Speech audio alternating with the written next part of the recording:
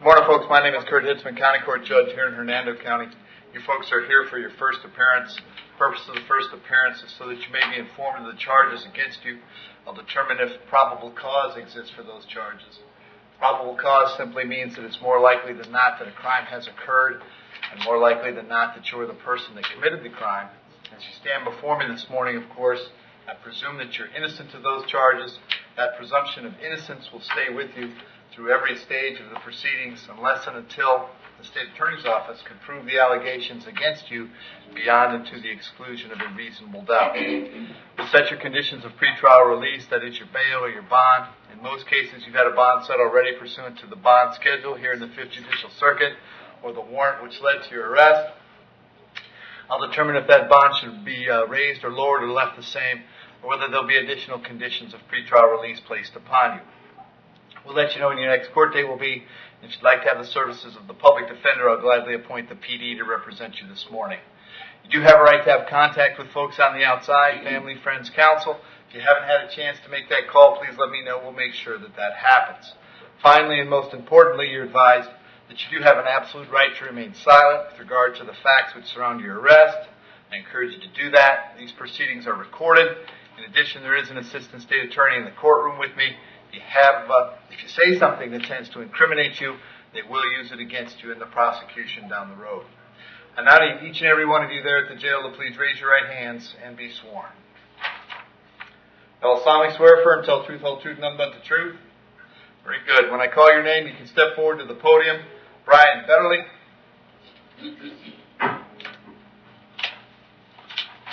Morning, Brian. What's your date of birth? 12/29/82. Brian, you're here on a warrant that was signed by Judge Heineman. He found probable cause for 2 charges, domestic battery by strangulation and domestic battery. And we have counsel present for you this morning.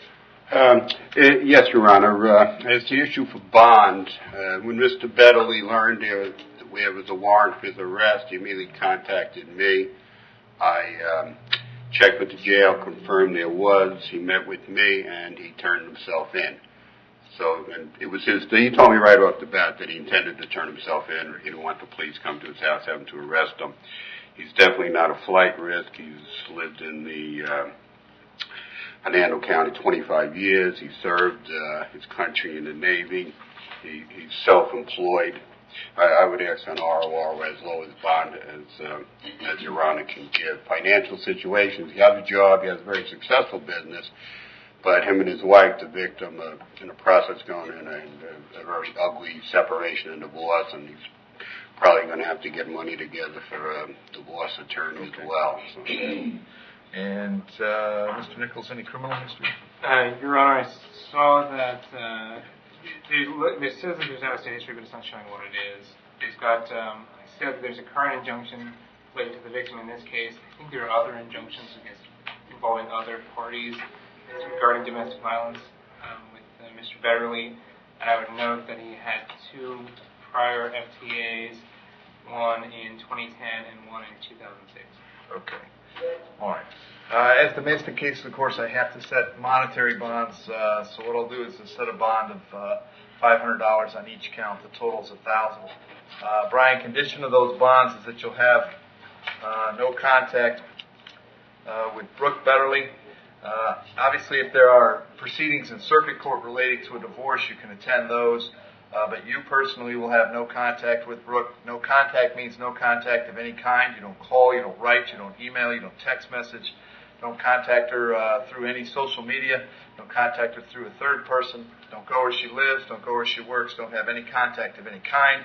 Any way that you might imagine contacting her, I forbid you to do that. If you have contact and we find out about it, your bonds can be revoked and you can be held without bond until the charges are resolved. It means no contact even if she wants the contact, so if you answer your phone and hear her voice, you should hang up. If you're out and about and see her, turn around and run the other way. You need to understand that she cannot drop the charges against you. She might go to the state attorney's office and ask them to drop the charges. That's a decision that belongs solely to the assistant state attorney on your case. So unless your lawyer or the state attorney or a judge tells you the charges are dropped, you should assume they're not dropped, and you should not have contact. I also understand there may be an injunction in this case, which is a civil document. You'll have no contact as long as either of the orders exist. So if the civil injunction were to go away for some reason, my no contact order would continue to exist until a judge in a criminal case would tell you that it went away. You understand? Yes, Your Honor. Very good. We'll have him back in What? court. Go ahead. We have children. Brian, I'm going to address that. I'm still allowed to see my children. I'm going to address that in a moment. Okay. He'll be back on the 31st of October. Go ahead, counsel. Okay. That would be arraignment on October 31st? That's arraignment, right? Okay. Yes, Mr. Beverly lives at a house owned by his mother in Woodcrest Drive. They were living there jointly. She has since moved out. She's living with her mother, so there's no contact. There's no problem. I discussed this with the prosecutor. They have a 4-year-old son and a 5-year-old daughter. The prosecutor doesn't object to either myself or I believe Mr. Beverly's divorce attorney contacting her just to arrange some sort of visitation. Yeah, absolutely. I would. What I normally tell. Of course, it's infrequent for me to have counsel at first appearance, but I don't mind counsel arranging visitation with children. What I normally tell them is that I'm not ordering them not to have contact with their children. You just have to be careful about arranging. As long as it's happening through counsel, I have no problem with that at all. Yeah, I'll go to the sheriff. I think sometimes they have a room in the sheriff's office for these type of contacts. Very good. Thank you, counsel. Thank you, Brian. Thank you, Brian. Thank you. Rachel Ryman.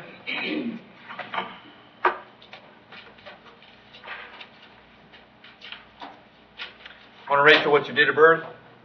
9/14/92. All right, Rachel, you're here on a charge of battery being domestic in nature. There is probable cause for that charge. As to that charge, you wish to represent yourself. You're going to hire private counsel. Would you like me to appoint the public defender? I'll be hiring private counsel. Okay. And state, what can you tell me? No criminal history, Your Honor. Okay.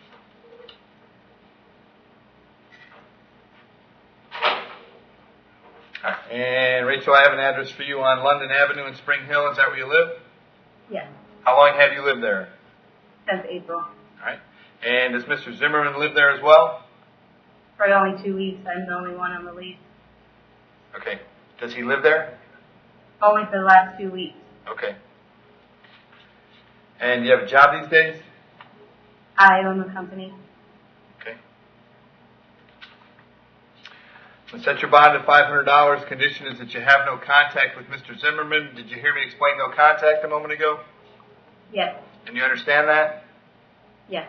In addition, I have to hold you up until 4 p.m. so that if he wanted to serve you with a civil injunction, we'd know where to find you. If you get the civil injunction, it's doubly important that you not have contact, because in that case, not only could you get your bond revoked here, but you could get new charges for violating the injunction. As far as the home goes, whether you're the only one on the lease or not, if he's still there, you'll have to find somewhere else to stay until either he vacates or we get this case resolved.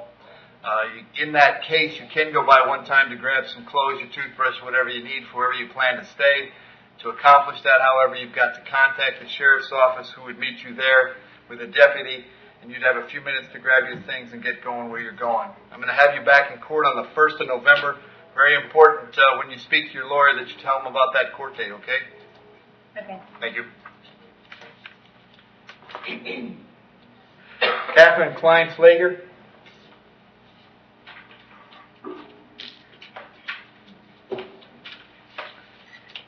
Morning, ma'am. What's your date of birth? 7/13/88. Catherine, I have a local issue, which is a petty theft. It's a felony petty theft. There's probable cause for that charge. As to that charge, you want to represent yourself. You want to hire private counsel. Would you like the public defender? PD. I'll appoint the PD. And State, give me some history. There's Obviously an issue in Pasco. yes, Your Honor. There's a withhold for theft and possession of alprazolam, 2010. Failure to appear in 2008.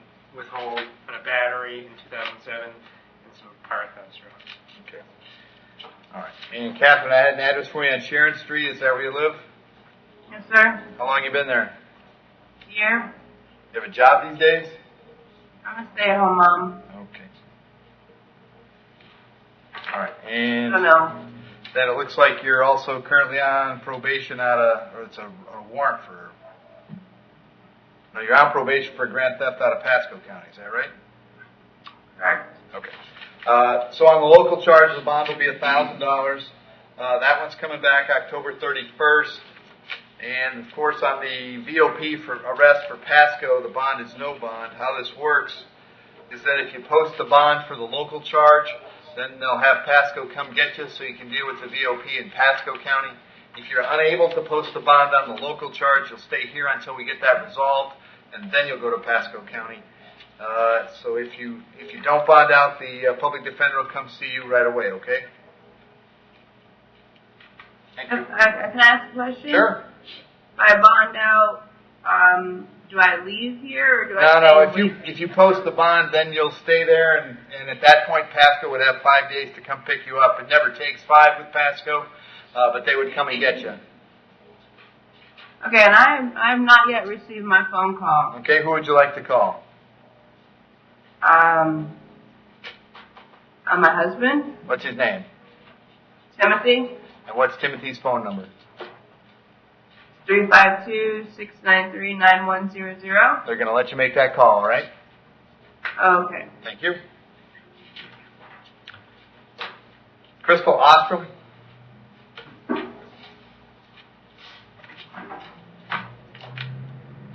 Morning, Crystal. What's your date of birth? 7/31/85. All right, Crystal, you're here on 2 writs of bodily attachment.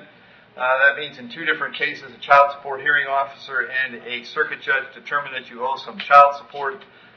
They set cash purges of $685 and $850, which would be a total of $1,535. Is that amount of money that you have, Crystal? No, is there any way it could be lowered? And that's what we're gonna talk about right now. Are you working these days? My boss that I recently was working for told me I was rehired after I took care of my writ. So as soon as I can find out, then I will be working again, and Okay. I'll be able to start paying child support. Okay, how long has it been since you worked? About a month and a half Okay, since I went to court. okay. And is there some amount of cash that you could get to the jail today if it meant getting out of jail? I would probably look at 500. 500? Yeah. Okay. All right, hang on one second. Here's what we're going to do on these, Crystal.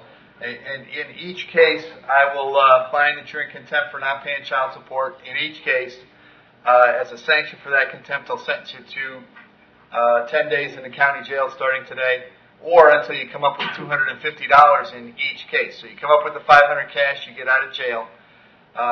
If you can't come up with the money and you wind up doing 10 days, you still want to try to take care of this because eventually they would just start the process over and you get arrested again. So 500 cash gets you out, all right? Okay, thank you. Thank you. Kenneth Evans.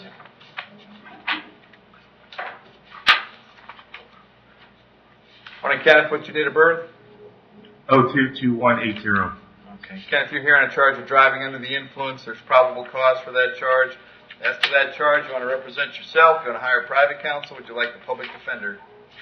Public defender, please. I'll point to PD, Steve. No history, Your Honor. Okay. And Ken, I got an address for you on Eileen Avenue in Spring Hill. Is that where you live? Yes, sir. How long have you been there? 10 years. You have a job these days? I do. What do you do? Monitor technician at the hospital. Paid at points. Okay. I'm going to set your bond at $500. I'll have you back in court on the 1st of November. Make sure you go see the public defender when you get out, all right? Yes, sir. Thank you, Your Honor. Yep. Frederick Frazier.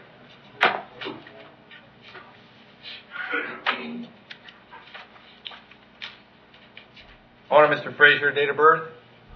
August 29, 1979. All right. Fred, this morning I got 2 counts of simple battery. There's probable cause for those charges. As to those charges, you want to represent yourself? You want to hire private counsel? Would you like the public? Your Honor, I would like no can I resolve this issue right now. Fred, you got to back up from the microphone and say that over again. I would like no can I resolve this right now. Your Okay, Honor. Frederick, don't touch the microphone and back up. Okay, Don't okay. lean into it, and then say it again. I would like to know could we resolve this today, Your Honor. Oh, you're talking about the facts of the case? No, I would like to resolve this today. Oh, resolve it today. We're not going to be able to resolve it today. I'm sorry, Fred. Batteries require the state attorney's office to notify any alleged victim that there may be a resolution, so we can't resolve it today. Okay. I'm just going to have to either appoint you a lawyer or something. Okay, but Your Honor, I was jumped yesterday and I defend myself and they only locked me up. They didn't lock the other two parties up. Okay. Again, Frederick, it's probable cause. It's a low standard.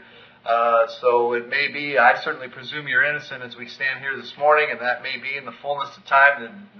The result of all of this is that you're found not guilty, or the charges are dropped. I don't know. But for today, I'd like to either appoint you a lawyer or have you tell me you're going to hire one and then set reasonable bonds for you. I need an attorney. All right. I'll appoint the public defender, state, last couple of years.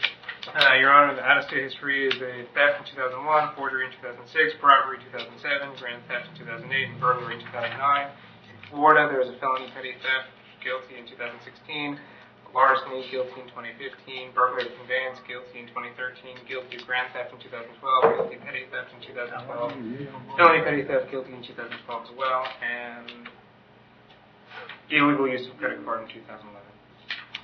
Okay. And Fred, I got an address for you on Flagler Avenue. Is that where you're living? Yes, sir. How long you been there? Oh, about 8-9 years. Right. You got a job these days? Oh, I work here and there. I don't have a permanent job, but I got this guy I go out with. He gives me work. Okay. All right, Fred, I'll set you bond at $500 on each charge. The total's $1,000. We'll have you back in court on the 1st of November. If you get out, make sure you go see the public defender right away. Condition of the bond is I don't want you to have any contact with these fellows, all right? Okay. Very good. All right. Thank you. All right. Thanks, folks. Have a good day, Your Honor. You too.